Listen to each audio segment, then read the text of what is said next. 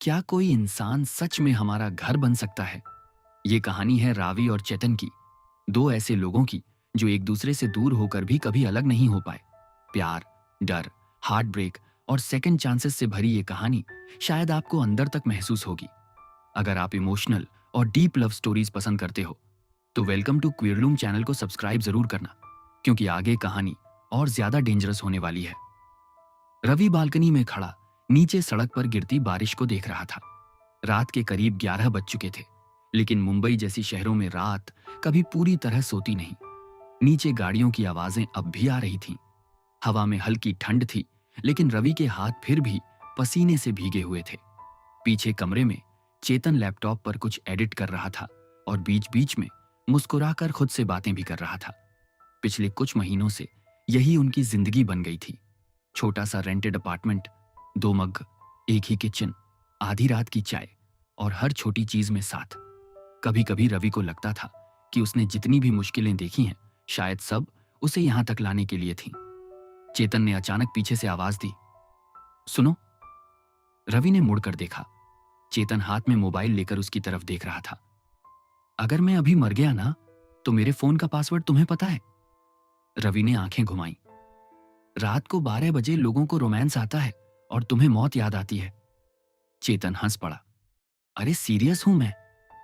रवि धीरे धीरे उसके पास आया और उसके बाल खींच दिए। तुम कहीं नहीं जा रहे? चेतन कुछ सेकंड उसे देखता रहा। उसकी आंखों में वही सॉफ्टनेस थी जो रवि को हर बार अंदर तक शांत कर देती थी। तुम्हें पता है, चेतन धीरे से बोला, जब तुम मेरे साथ होते हो ना, मुझे बाकी सारी चीजें छोटी लगने लगती हैं। रवि कुछ नहीं बोला।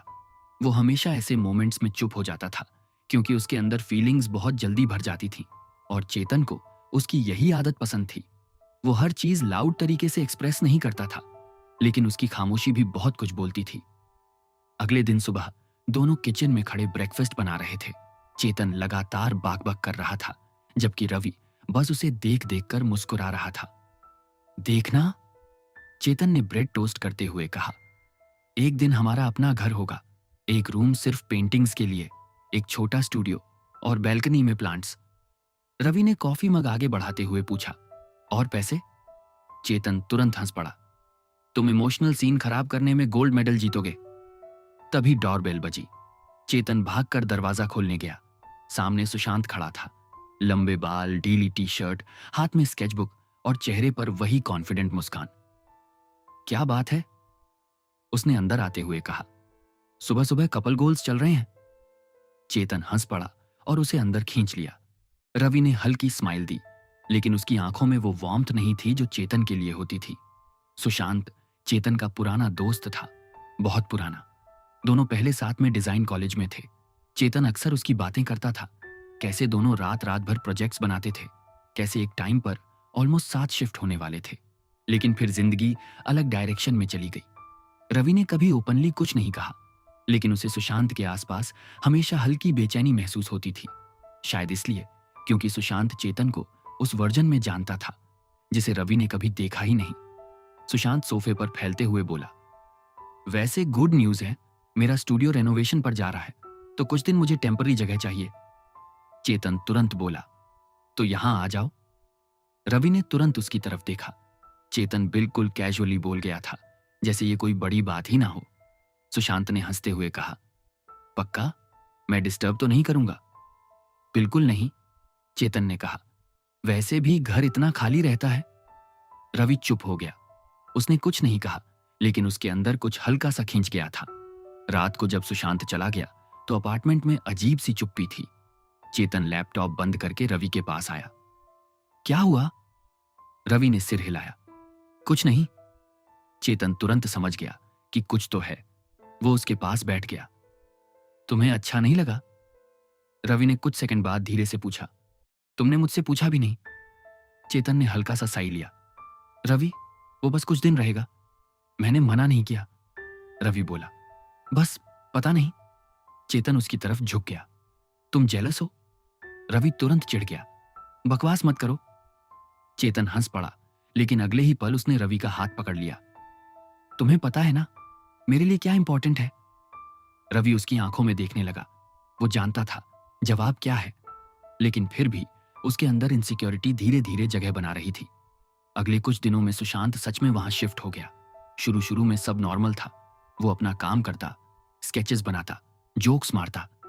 लेकिन धीरे धीरे रवि नोटिस करने लगा कि चेतन उसके साथ अलग तरह से बिहेव करता है। ज्यादा खुलकर हंसता, पुराने कॉलेज स्टोरीज शेयर करता। कुछ रेफरेंसेस ऐसे होते जिन्हें सिर्फ वो दोनों समझते, और हर बार रवि थोड़ा बाहर फील करने लगता। एक शाम चेतन और सुशांत बालकनी में बैठे पुराने सॉन्ग्स सुन रहे थे। दोनों हंस हंस कर किसी पुराने फेस्ट की बातें कर रहे थे। रवि अंदर किचन में खड़ा साइलेंटली चाय बना रहा था। तभी उसे बाहर से सुशांत की आवाज सुनाई दी, यार ऑनेस्टली तुम पहले ज्यादा हैप्पी लगते थे। कुछ सेकंड साइलेंस रहा, फिर चेतन की धीमी आवाज आई, लोग बदल जाते हैं। रवि के हाथ रुक गए, पता नहीं क्यों, लेकिन उस लाइन ने उसके अंदर कुछ चुभा दिया। उसी रात वो जल्दी सोने चला गया, लेकिन उसे नींद नहीं आई। चेतन जब कमरे में आया तो उसने देखा रवि दूसरी तरफ मुंह करके लेटा हुआ है। वो धीरे से उसके पास आकर लेट गया। अब क्या हुआ? रवि ने कोई जवाब नहीं दिया। चेतन कुछ सेकंड उसे देखता रहा, फिर पीछे से उसे हल्का सा हग कर लिया। तुम्हें पता है, उसने धीमे से कहा, तुम जब चुप होते हो ना, तब सबसे ज्यादा लाउड लगते हो। रवि की आंखें भर आईं, लेकिन उसने खुद को संभाला। तुम बदल गए हो। यह सुनते ही चेतन थोड़ा पीछे हट गया। क्या? रवि धीरे से बैठ गया। पहले तुम हर छोटी चीज मुझसे शेयर करते थे, अब पता नहीं। चेतन कुछ पल उसे देखता रहा, फिर थकी हुई आवाज में बोला, हर बात का मतलब रिलेशनशिप प्रॉब्लम नहीं होता रवि। तो क्या मैं ओवर रिएक्ट कर रहा हूं? मैंने ऐसा नहीं कहा, पर मतलब वही है। कमरे में टेंशन भर गई। कुछ सेकंड तक दोनों बस एक दूसरे को देखते रहे। फिर चेतन अचानक उठकर बैल्कनी में चला गया। रवि वहीं बैठा रह गया। उसे खुद समझ नहीं आ रहा था कि वो इतना इनसिक्योर क्यों फील कर रहा है। शायद इसलिए क्योंकि जब इंसान किसी को बहुत ज्यादा प्यार करता है ना, तो खोने का डर भी उतना ही बड़ा हो जाता है। अगले दिन सुबह रवि उठा तो चेतन घर पर नहीं था। टेबल पर सिर्फ एक नोट रखा था, मीटिंग के लिए जल्दी निकलना पड़ा, खाना खा लेना। रवि ने नोट हाथ में पकड़ा, लेकिन उसके चेहरे पर कोई भाव नहीं था। उसी वक्त बाहर से सुशांत आया। उसने रवि को देखा और कुछ सेकंड चुप रहा, फिर धीरे से बोला, तुम मुझसे बहुत प्यार करते हो ना? रवि ने उसकी तरफ देखा, लेकिन जवाब नहीं दिया। सुशांत हल्का सा मुस्कुराया, डरो मत, कुछ लोग लौटकर नहीं आते, लेकिन कुछ लोग कहीं जाते ही नहीं। रवि को समझ नहीं आया कि सुशांत ये बात क्यों बोल रहा है, लेकिन पहली बार उसे उसकी आंखों में मजाक नहीं, उदासी दिखी, बहुत गहरी उदासी। उस दिन के बाद घर का माहौल धीरे धीरे बदलने लगा। बाहर से सब पहले जैसा ही दिखता था, सुबह की चाय, रात का खाना, बीच बीच में हंसी मजाक। लेकिन रवि को महसूस होने लगा था कि उनके बीच कुछ बहुत हल्का सा टूट रहा है, इतना हल्का कि शायद कोई और नोटिस भी ना करे।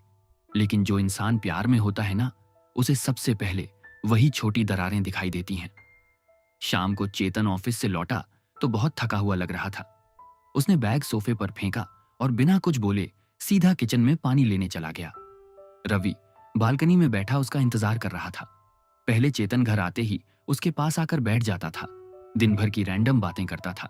लेकिन अब पिछले कुछ दिनों से वो जैसे हर वक्त कहीं खोया रहता था। रवि ने धीरे से पूछा, सब ठीक है? चेतन ने पानी पीते हुए सिर हिलाया। हाँ, बस काम ज्यादा है। जवाब छोटा था, बहुत छोटा, और शायद यही चीज रवि को सबसे ज्यादा हर्ट कर रही थी, क्योंकि पहले चेतन हर छोटी बात भी उसे डिटेल में बताता था। तभी पीछे से सुशांत आया। उसके हाथ में कुछ स्केचेस थे। भाई फाइनली कंप्लीट हो गया। वो एक्साइटेड होकर सीधा चेतन के पास गया। चेतन ने स्केचेस देखते ही स्माइल कर दी। डैम, ये तो सच में अच्छा है। दोनों उसी में बात करने लगे। रवि वहीं बैठा उन्हें देखता रहा। उसे अचानक बहुत अजीब फीलिंग हुई, जैसे वो अपने ही घर में तीसरा इंसान बन गया हो। रात को तीनों साथ खाना खा रहे थे, लेकिन कॉन्वर्सेशन सिर्फ चेतन और सुशांत के बीच चल रही थी। पुराने college stories, teachers, hostel memories. और हर बार जब वो दोनों हंसते, रवि थोड़ा और चुप हो जाता। तभी सुशांत ने कैजुअली पूछा, वैसे तुम्हें याद है वो गोवा वाला ट्रिप? चेतन अचानक हंस पड़ा। भाई वो डिजास्टर था। डिजास्टर? सुशांत ने आंखें चौड़ी की। तुम लिटरली रात भर मेरे लिए बीच पर बैठे थे, क्योंकि मुझे पैनिक अटैक आया था। चेतन की हंसी थोड़ी धीमी पड़ गई। हाँ, तू बहुत बुरी हालत में था। रवि चुपचाप खाना खाता रहा, लेकिन उसके अंदर कुछ अटक गया था। उसने कभी चेतन को उस तरह उसके लिए वरीड नहीं देखा था, जैसा वो अभी सुशांत के लिए बात करते वक्त लग रहा था। शायद ये जेलसी नहीं थी, शायद डर था। डर कि कहीं वो इंसान जिसे उसने अपना घर समझ लिया है, वो किसी और दुनिया में ज्यादा कंफर्टेबल ना हो। खाना खत्म होने के बाद रवि साइलेंटली प्लेट्स उठाकर किचन में चला गया। पीछे से चेतन भी आया। तुम फिर अपसेट हो? रवि ने प्लेट धोते हुए कहा। नहीं। चेतन कुछ सेकंड उसे देखता रहा, फिर हल्का इरिटेट होकर बोला, रवि, तुम हर चीज को इतना पर्सनल क्यों ले लेते हो? रवि ने पहली बार उसकी आंखों में सीधे देखते हुए पूछा, तुम खुश हो? चेतन कंफ्यूज हो गया। क्या मतलब? मतलब मेरे साथ? ये सवाल सुनते ही किचन में साइलेंस छा गया। बाहर हल्की बारिश शुरू हो चुकी थी। चेतन ने धीरे से साई लिया। तुम्हें क्या लगता है? रवि की आवाज बहुत धीमी थी। मुझे लगता है तुम पहले ज्यादा हैप्पी थे। चेतन तुरंत समझ गया कि रवि ने बैल्कनी वाली बात सुन ली थी। कुछ सेकंड तक वो बस उसे देखता रहा, फिर धीरे से बोला, तुम हर आधी बात सुन लेते हो और बाकी खुद इमेजिन कर लेते हो। रवि की आंखें भरने लगीं, लेकिन उसने खुद को संभाला। तो साफ साफ बोलो ना। चेतन अचानक थोड़ा ऊंची आवाज में बोला, हर वक्त प्रूव क्यों करना पड़ता है कि मैं तुमसे प्यार करता हूं? रवि एकदम चुप हो गया। शायद उसे इस टोन की उम्मीद नहीं थी। अगले ही पल चेतन को भी एहसास हो गया कि वो ज्यादा बोल गया। उसने तुरंत आंखें बंद की और धीमे से कहा, सॉरी। लेकिन तब तक देर हो चुकी थी। रवि क्वाइटली किचन से बाहर चला गया। उस रात दोनों एक ही बेड पर लेटे थे, लेकिन बीच में अजीब सी दूरी थी। चेतन कई बार कुछ बोलना चाहता था, लेकिन हर बार रुक जाता। दूसरी तरफ रवि आंखें बंद किए बस छत देख रहा था। उसे समझ नहीं आ रहा था कि वो इतना इनसिक्योर क्यों हो रहा है। शायद इसलिए क्योंकि जब कोई इंसान आपकी पूरी दुनिया बन जाता है ना, तब उसके बदलने का छोटा सा एहसास भी अंदर तक हिला देता है। करीब रात के 2 बजे रवि की आंख खुली। कमरे में हल्की अंधेरी थी। उसने देखा चेतन बेड पर नहीं था। वो धीरे से उठा और बाहर आया। बैल्कनी की लाइट जल रही थी। चेतन वहां खड़ा फोन पर धीरे धीरे बात कर रहा था। उसकी आवाज बहुत लो थी, लेकिन रवि ने एक लाइन साफ सुनी, मुझे बस थोड़ा टाइम चाहिए। रवि वहीं रुक गया। उसके दिल की धड़कन अचानक तेज हो गई। कुछ सेकंड बाद चेतन ने पीछे मुड़कर उसे देख लिया। दोनों की आंखें मिली। कॉल तुरंत कट गया। सोए नहीं? चेतन ने नॉर्मल बनने की कोशिश की। रवि ने सीधा पूछा, किससे बात कर रहे थे? ऑफिस कॉल था। जवाब बहुत जल्दी आया, बहुत प्रैक्टिस्ड। रवि ने कुछ नहीं कहा, लेकिन वो समझ गया था कि ये झूठ है। अगले 2 दिन दोनों के बीच ऑकवर्डनेस और बढ़ गई।